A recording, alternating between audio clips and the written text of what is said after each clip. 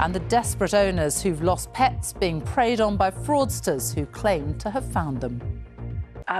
Terrible story, this. Having a beloved pet go missing can, of course, be incredibly upsetting, but some criminals are making it infinitely worse. This is unbelievable, isn't it? These guys are trawling the internet for posts that have been put up by desperate owners appealing for help, and then using that information, using the phone number, to extort cash.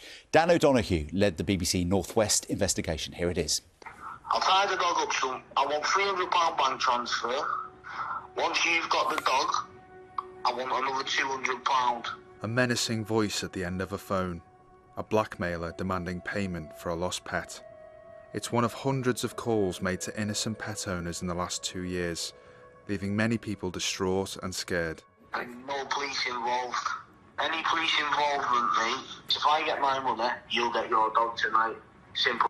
We found evidence of organised criminal gangs using lost pet social media posts to extort cash from owners.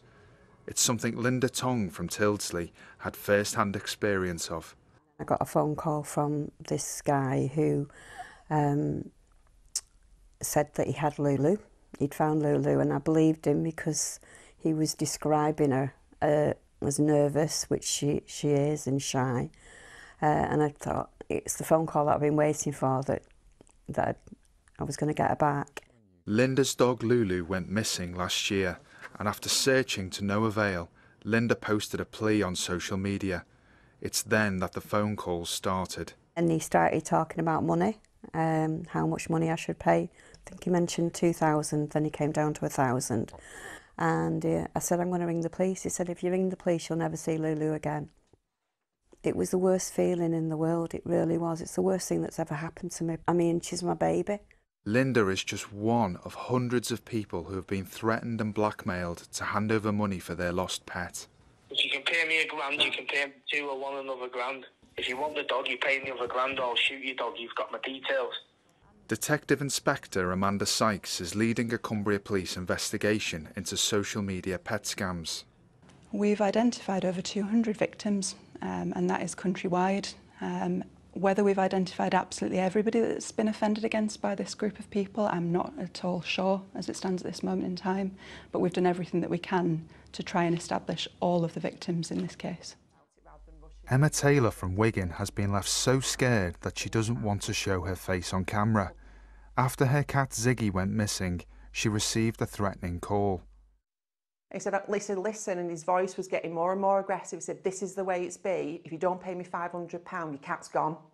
So at this point, I was hysterical and I was really crying, you know, I was really shaken. So I ran up to my partner and I just threw the phone at him and I said, someone's got Ziggy. So he just, you know, he picked up the phone and he spoke to him.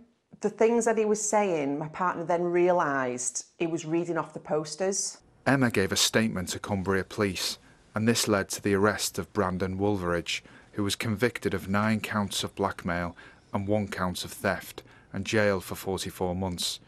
But that hasn't put an end to Emma's torment. She still receives calls to this day. He said, I want £1,000 or else I'll come back and burn your house down. Whilst Linda was fortunate to be reunited with Lulu, Ziggy still hasn't been found. Cumbria Police are continuing to look into cases and advise pet owners to be wary of any caller who demands cash in return for information about their animals. Dan O'Donoghue, BBC News. Really shocking story, isn't it?